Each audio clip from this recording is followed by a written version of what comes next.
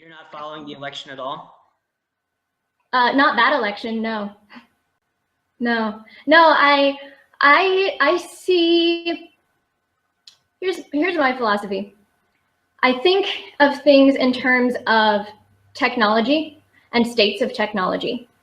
And I think that coercive geographic-based governance is a form of technology that humanity has had for a while. But I think that it is on its way out. And I think that networks, digital networks, are the emerging form of governance. And so I kind of see all the things that you're talking about, the coercive geographic-based governance, as kind of like a sideshow, like a clown show on its way out. And like you mentioned, like with the drug war and private profit, like prison, like basically a lot of people in prison, a lot of peaceful people in prison. I think it is all a direct sign that the form of technology that caused those things to happen is well ready to be on its way out. It's a signal of decay. It's a signal of decline. And so I really just pay no attention to it whatsoever because I consider it a waste of my time. Although I agree with you that I think that centralized regional governments are eventually on their way out because people will move to technology for various forms of governing each other.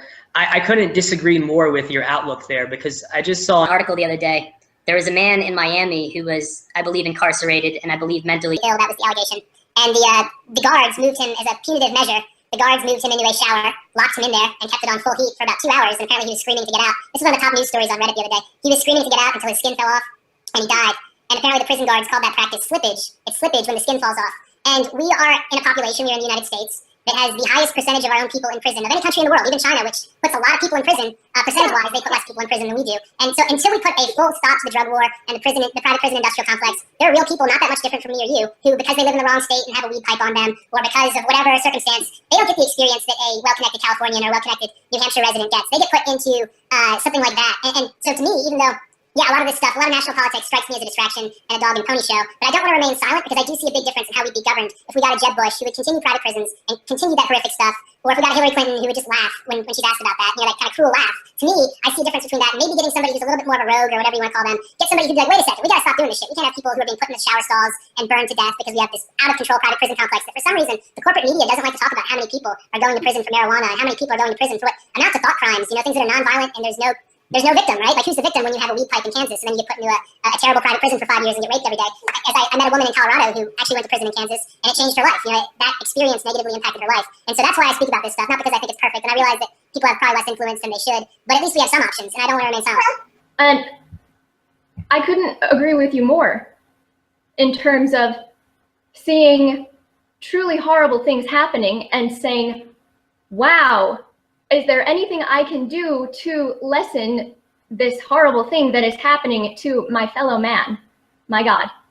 And so then we must ask ourselves, okay, do well-intentioned people going to a voting booth of the system of coercive governance, does that work? Has it worked?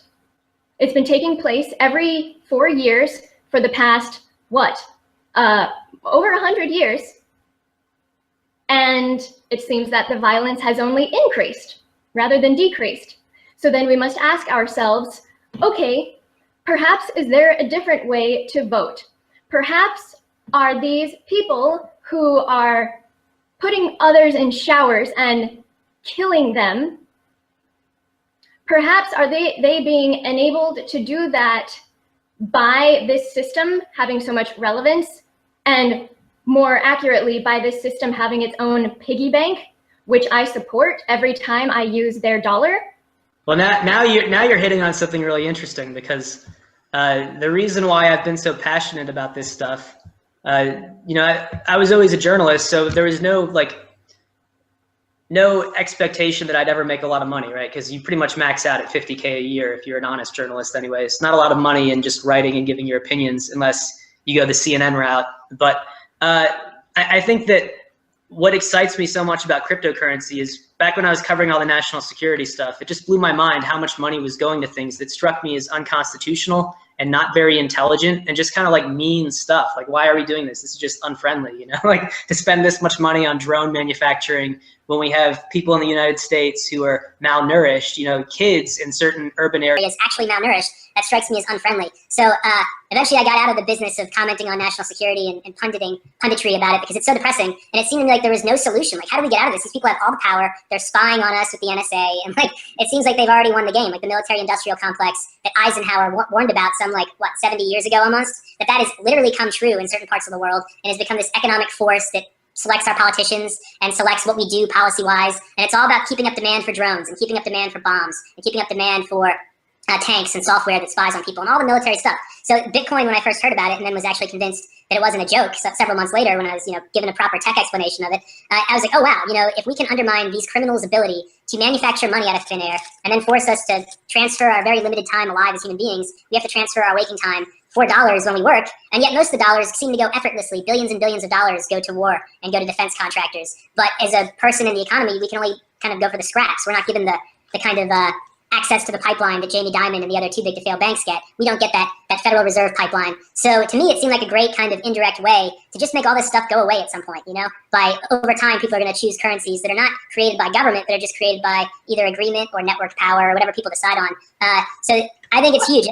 I agree with you about not wanting to play into a system that is on its way out. I just want to participate because it's not yet dead. Until we get to a point where a stranger can't put another stranger in a shower and burn them to death, until we get to that point, I guess we have to interact with this shitty system and get less shitty people to be in there. But the longer term view, of course, is that this will not make sense to our children or to our grandchildren. What is this? Is this a Confederate bill? Like, this is cool looking, but what does it do? Who made it? Who decided this has value? Hopefully that's the direction society heads in. And I think longer term, it definitely is. Yeah, I hope to see the flourishing of competing governance, because I do have to disagree with one statement that you made, which is that the money of the future won't be created by government. And all currencies are governed in one way or another. All systems are governed.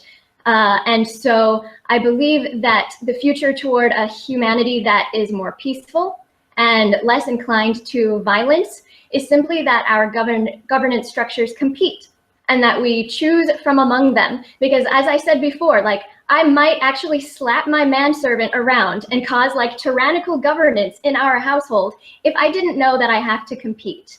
And so I really think that cryptocurrency is the way forward toward competing governance, because so I used to be like an avowed anarchist, right? And it depends on how you define the damn word, whether or not I would say that I still am.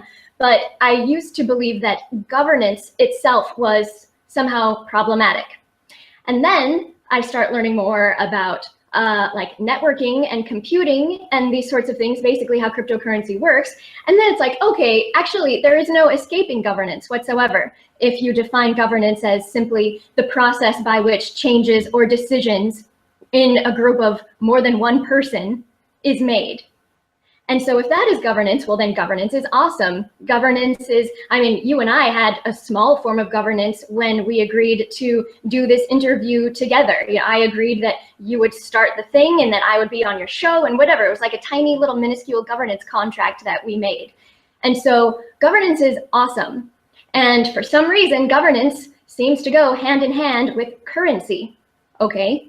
And so I really think that competing governance is coming about in real life as a result of competing cryptocurrencies.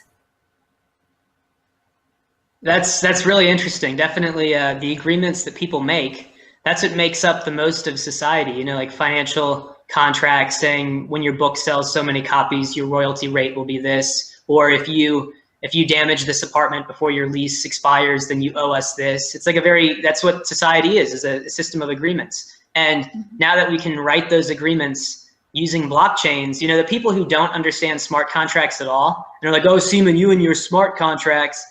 That's exciting to me. To get that kind of comment is actually exciting because it means we are like truly in the pioneering stage where the idea of a smart contract has only been in this society for months or maybe a year at most. And it's still not really a mainstream idea. But the fact that people can mock me and be like, you and your fucking smart contracts, that's where cryptocurrency was at a few years ago, right? Like you and your made up internet money. But then eventually people are like, oh shit, there's actually like a real utility to having something that is not decided by a central bank, that's political in nature. So I think similarly, they're going to see that there's value in people being able to make agreements, and there being a kind of arbitration process in terms of when that time amount has gone by or when you receive that amount of money. The code does something. The money either goes to you or it gets clawed back. It does what it's designed to do. I think there's going to be a real need for that in the future, especially as people start to see some of these governments become less reputable. You know, if you're in South America and you need to make some kind of multi-million-dollar business deal with somebody in America or somebody in China, a smart contract would be the way to go, because if you write something on a piece of paper and then, you know, I don't honor my end of the contract, are you going to come to the United States and then like try your case in US court? Or if the person's in China, are you going to fly to China and learn the nuances of, you know, however their court system works? You need to have a lot of money at stake to do that. Otherwise you're losing money, right? If the person owes you less than like $10,000, it wouldn't make sense to do that. But with smart contracts, even if the agreement is you're coming on my show at 12:30, you know, in the future, it could be one of those agreements where if you don't come on, a certain amount of money gets clawed away from you, you know, and this will make people more punctual. This will make everybody more reliable. And you can even make agreements with yourself. If I don't lose £5 this month, you know, half a Bitcoin is being clawed away from me. I'll burn half a Bitcoin. But yeah. we're running out of time, but I want to get your views on what's happening in like the fiat markets and the stock markets, because I'm looking at my other computer screen and the Dow is down 214 points right now. It seems like this slide just won't stop. You know, the Dow's lost now like 2,200 points since the start of the year. It seems like the trend has not ended, because that's you know, we're down to 15,900 points on the Dow, 15,922. Huge loss of value, and even bigger in China since the start of the year. To me, it seems like the money's got to go somewhere eventually. Where is it going? I would love to provide commentary on that. I don't follow fiat markets, so I'm unable to provide commentary on that. I don't know. That is an interesting question. So to go back to the idea of competition, I'll just give you, this isn't, again, for people out there watching, none of this is financial advice, but I'll give you my theory. And that's that, you know, at the beginning we were talking about how you and I aren't direct competitors, but then you're like, well, even if we are, that's fine. I think that to a pretty large extent, tech stocks in the US and in China are going to come into competition with blockchain projects like Bitcoin, because, you know, it's essentially serving the same function. If I'm a millennial and I have a certain amount of discretionary income that I want to risk in exchange for a high amount of growth, and I want to risk it in a legitimate way, I don't want to go to a casino. But if I want to do that in a responsible way, the tech sector in both the US and in China has historically been one of the best places to put your money. But since that is now not one of the best places and it's losing value rapidly, I could see tech savvy people with discretionary income in both of these countries, both here and in China, being like, this thing called Bitcoin keeps going up, or at least is maintaining value, and some of these other blockchain projects keep going up when all of our stuff is cratering. Maybe it makes sense to make this lateral move out of tech sector stocks and into projects that are basically tech companies but are monetized through a blockchain. I think that's very possible within the next year or two. But again, not financial advice, but when people ask me what's happening, I think people are losing faith in stocks that have totally unrealistic P/E ratios. The price to earnings is off the wall. They're overvalued. So that's coming down. And then hopefully people are escaping into more interesting stuff. But thanks for joining me today. And thanks everybody who watched. It looks like the follower or the viewer count has shot up quite a bit. Just remind people where to check you out on YouTube and elsewhere. Well, you can check me out at thedailydecrypt.com, and then that links to all of our other profiles. Great. Well, thanks again. And for all you guys out there watching, I still believe in Bitcoin very much. It's just I want to call out people who don't seem to get it. You know, it's like when you fetishize this object and are like, everybody's going to want to just work for this and work for little scraps of Bitcoin for their 0.01 Bitcoin tip, while you sit on your thousands of Bitcoins and you're like, go out, innovate. And then you see other projects that are innovating and you criticize them. That doesn't seem to me to be like what's at the core of decentralization or open source or crypto. I think the whole point of crypto is like everybody creates something. And if it's something everybody agrees is really useful, then people start to consciously and voluntarily use whatever that thing is. I think that's what's so great about this, is no commission is saying, now Bitcoin's the one, or now Litecoin is out. You know, there's no like central banker telling us that. It's just all of our decisions cumulatively are creating these values. That to me is exciting. And so I think we want to be very careful about becoming like a kind of new church kind of institution where it's more about ideology than about the numbers and about the software code. But thanks again for watching, and that is it, everybody.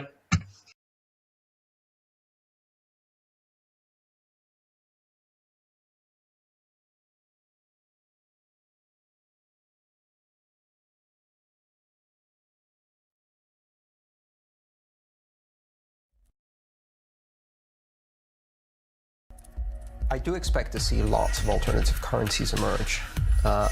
In fact, over time, I've revised my opinion, and now I believe that instead of hundreds or even thousands of alternative currencies, we're going to see hundreds of thousands, possibly millions of alternative currencies, and all the way down to single-person pseudo-currencies that are reputation management schemes or funding schemes for individuals.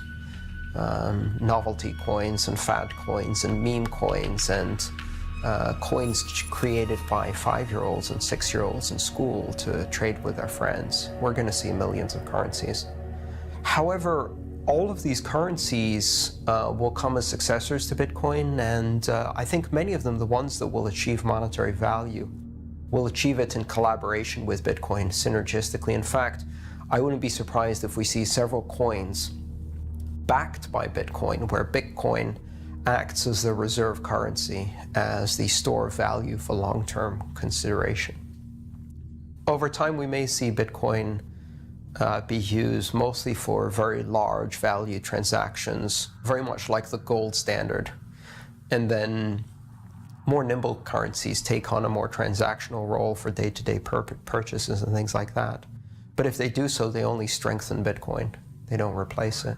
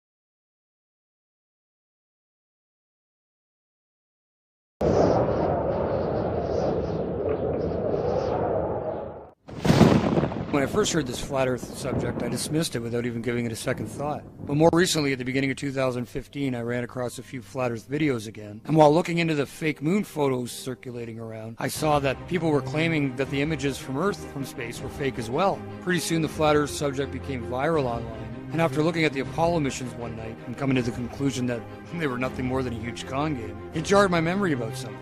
And for a very specific reason, I decided to look deeply into the flat earth without just dismissing it blindly as so many do. Why did I look into it this time? Well, I do pray for knowledge and wisdom and discernment, but maybe the recent Apollo footage I watched helped. However, I live near a very large lake, Lake Ontario, and I happen to remember going to the beach as a kid and looking across the lake and seeing New York State coast off in the distance. I never ever thought anything about it ever, except I remember it being there when I went to the beach. Now, I've been to that beach 100 times over the years. And once this topic gained more prominence in early 2015, the first video I saw explained the curvature of the Earth and what it's supposed to be in inches per mile. And it resonated with me because I remember that I could see clear across the lake to the other coast, something that broke all the sphere Earth rules. So with NASA fakery on my mind and the memory of seeing this coastline that supposedly was too far below the horizon for me to be able to see it due to the curvature of the Earth, I re-examined the flat Earth theory. And as unbelievable as it seemed, it started to make a lot of sense, especially since I did distinctly remember being able to see that far coast basically anytime I was at my local beach. And as I've said, I've been there hundreds of times over the years. But even so, I went back to the beach recently and stood at the shore. I looked south and guess what? I could see the New York State coastline just like I remember. Now I googled the distance and it was approximately 36 miles.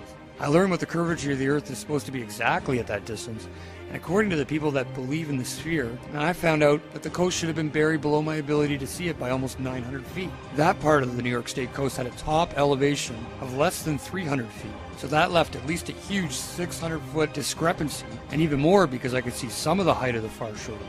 Was something really wrong with the reality that they've been selling us ever since we were born? Well, I ended up becoming a little fixated on proving or disproving the concept. And at first I truly thought disproving the flat Earth would be rather easy. I thought there had to be a reasonable explanation why I could see so far beyond the so-called curved barrier. I learned about light refraction and superior mirages. I learned about perspective and horizons. I learned about how our eyes work. I viewed dozens of similar experiences on YouTube. I listened to experts and people who thought they had logical but spherical explanations. In fact, I tried for a few months to debunk the concept and just couldn't. The more I looked into it, the more sense it made, and the less likely that the sphere model we've been spoon-fed since birth was a reality. It's just flat out wrong. And as more people shared their experiences and proofs online, it only added to my growing, pretty much unwavering belief that the world is not what we've been told.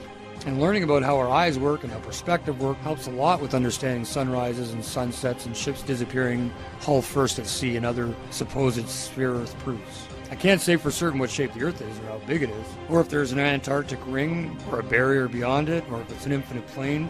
Maybe everything we theorize is not complete. There are so many possibilities that it blows the mind, and the flat Earth has no real complete standard model because it's all based on us finding out things for ourselves. We agree on the facts and certain basics, but the rest is only hypothetical even if it seemingly makes sense.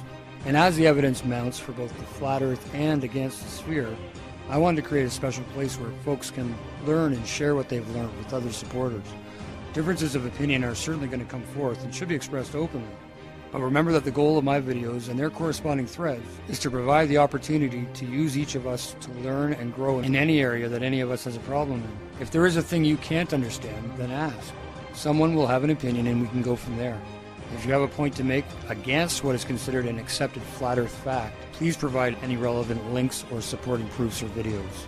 I am currently under the impression that the entire space program, even low Earth orbit, and all that is there, is really just a sleight-of-hand trick by a group of illusionists that have swindled the public, the governments of the world, the media, and us into believing a lie. Everybody, a small group of corporations and cabals have almost complete control over the entire financial, educational, high-level governmental and media systems, leaving it up to real armchair scientists and normal people that can critically think and recreate experiments themselves to independently prove or disprove any accepted line of thought about our reality. Look, I ain't the smartest man on the flat Earth, but I ain't no dummy. I'm educated, and I never ever questioned or ever thought of an alternative to a sphere Earth until this year. It never entered my mind to question this part of our reality at all, ever. But now I question everything. I'm a Christian, and I think I see the big picture.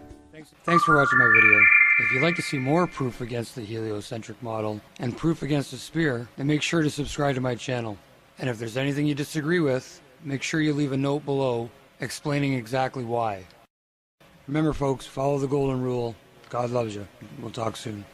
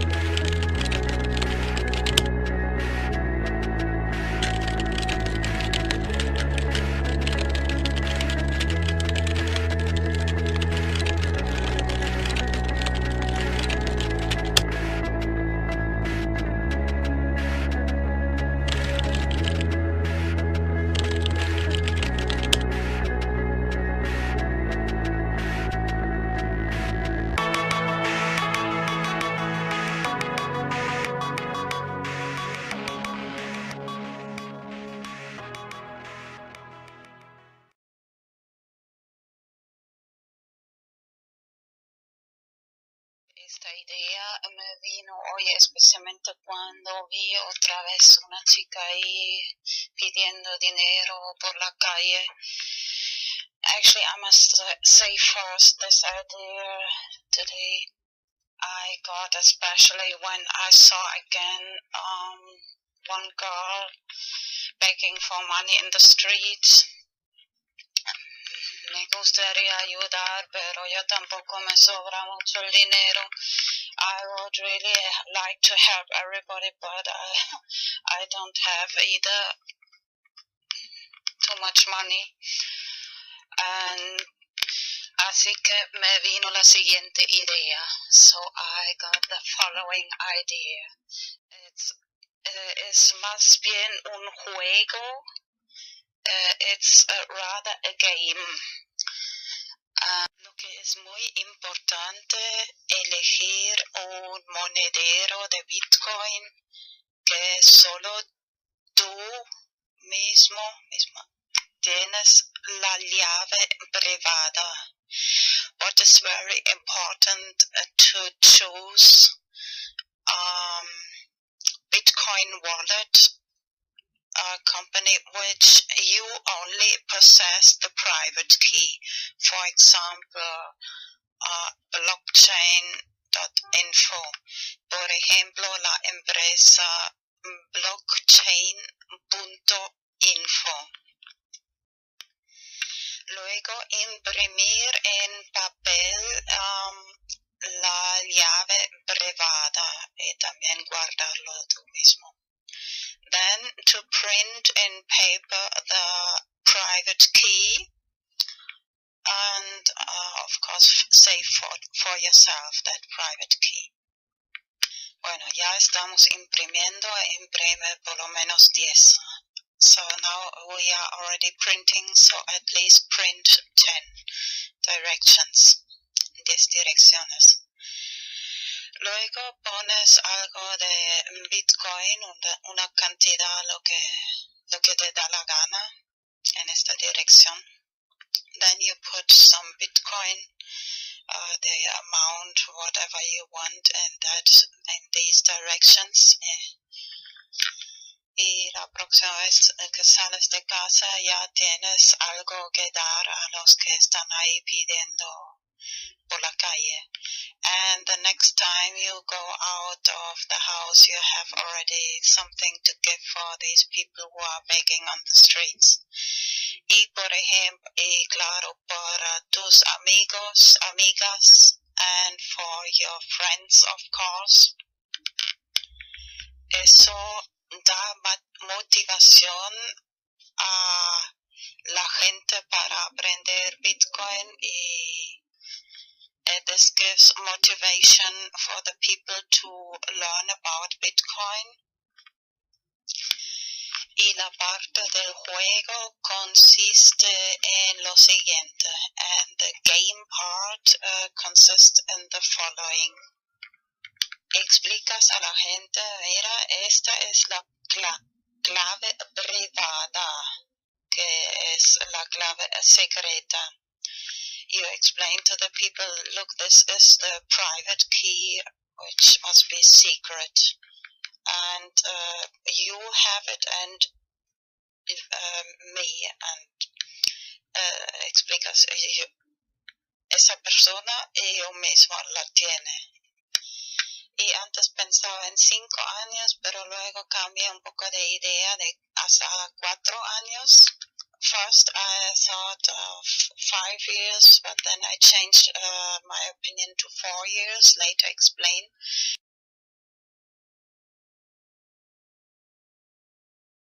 Después te explico por qué. Les dices, mira, tienes 4 años para poner esta cantidad de Bitcoin a otra dirección. Si no lo has quitado después de 4 años, yo lo quito. So you explain them, you have 4 years to take these Bitcoin out of this direction, of this secret key direction. If you don't do it, I do it after these 4 years. So you lose this. That's this part of the game. Es la parte del juego.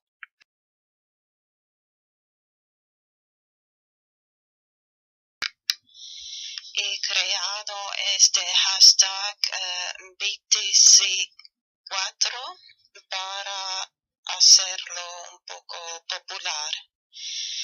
I created this hashtag BTC4 to make it a little popular. Antes pensaba en 5 años, pero luego cambié a 4 porque te has dado cuenta que en Los Simpson la gente tiene 4 dedos y solo Dios tiene 5 dedos. First, I thought of 5 years, but then I changed my mind to 4 years.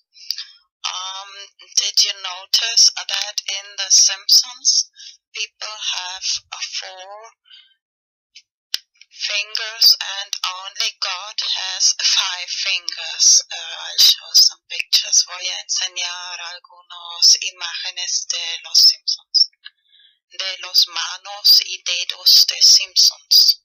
Some pictures of the hands and fingers of Simpsons.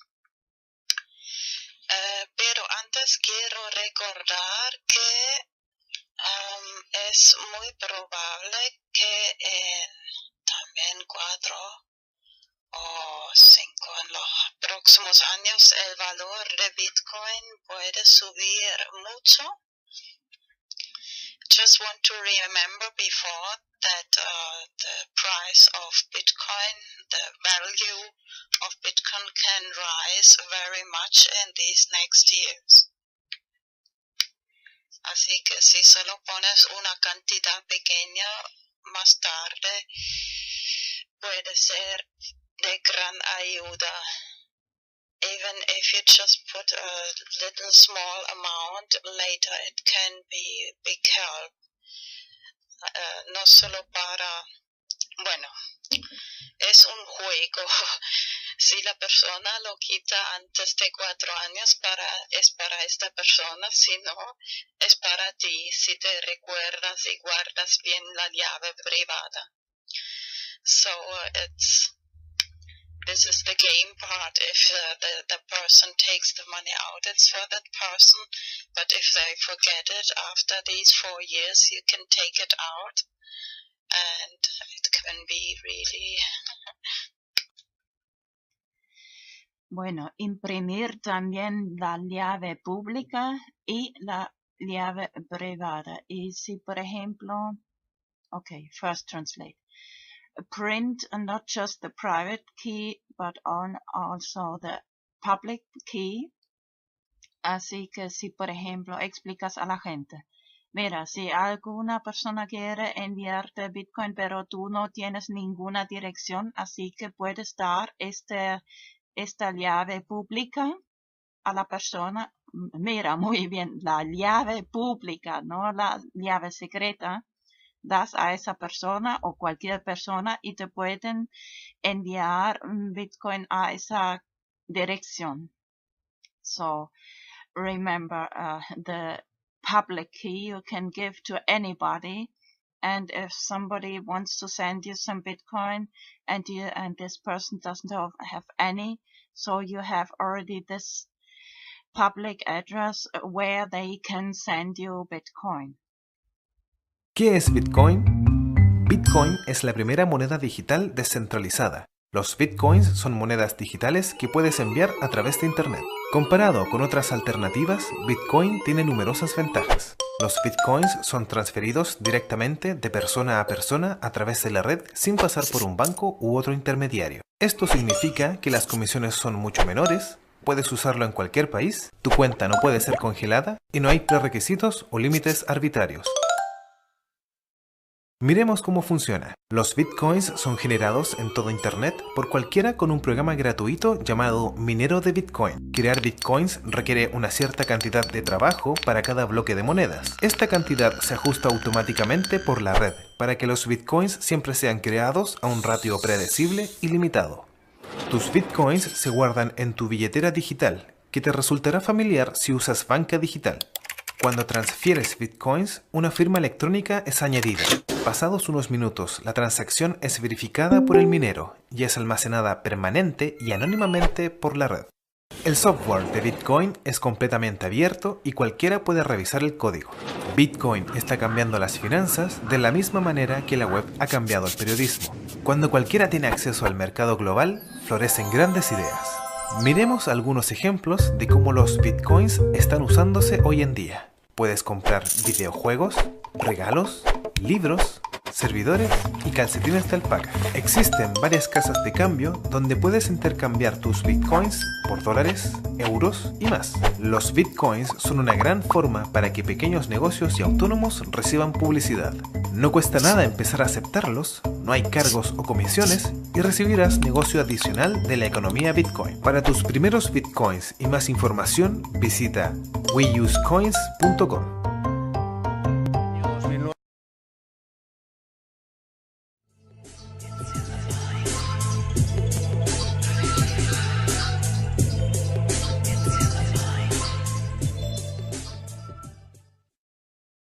I couldn't agree with you more in terms of seeing truly horrible things happening and saying, wow, is there anything I can do to lessen this horrible thing that is happening to my fellow man, my God? And so then we must ask ourselves, okay, do well-intentioned people going to a voting booth of the system of coercive governance, does that work? Has it worked? It's been taking place every 4 years for the past, over 100 years. And it seems that the violence has only increased rather than decreased. So then we must ask ourselves, okay, perhaps is there a different way to vote?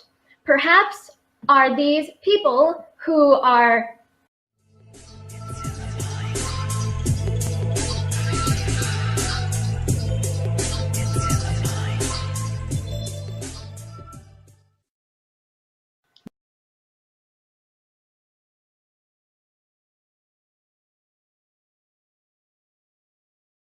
You're not following the election at all?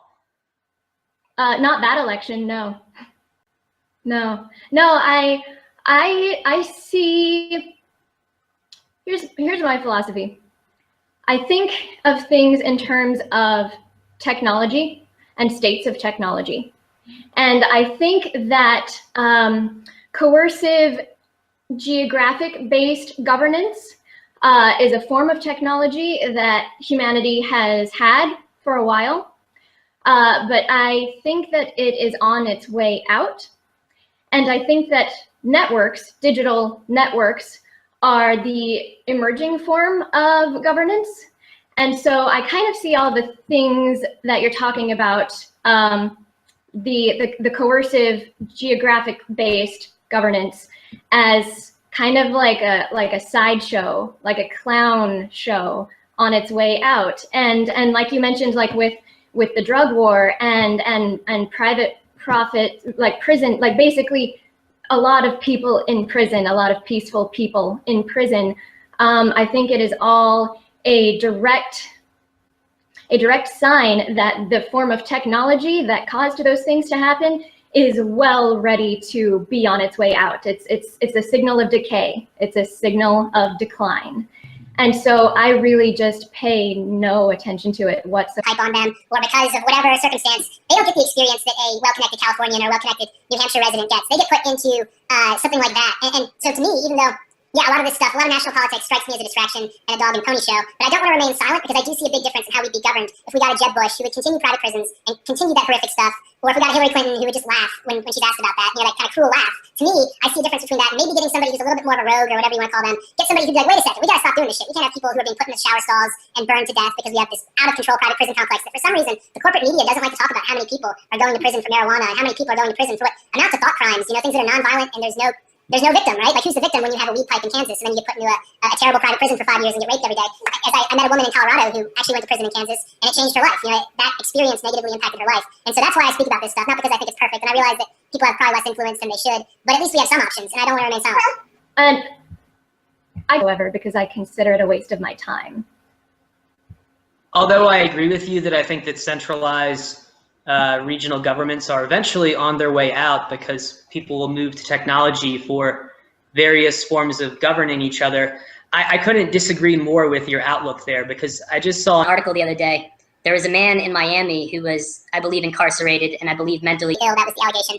And the guards moved him as a punitive measure. The guards moved him into a shower, locked him in there, and kept it on full heat for about 2 hours. And apparently he was screaming to get out. This was one of the top news stories on Reddit the other day. He was screaming to get out until his skin fell off, and he died. And apparently the prison guards called that practice slippage. It's slippage when the skin falls off. And we are in a population here in the United States that has the highest percentage of our own people in prison of any country in the world, even China, which puts a lot of people in prison. Percentage-wise, they put less people in prison than we do. And so until we put a full stop to the drug war and the private prison industrial complex, there are real people not that much different from me or you who, because they live in the wrong state and have a weed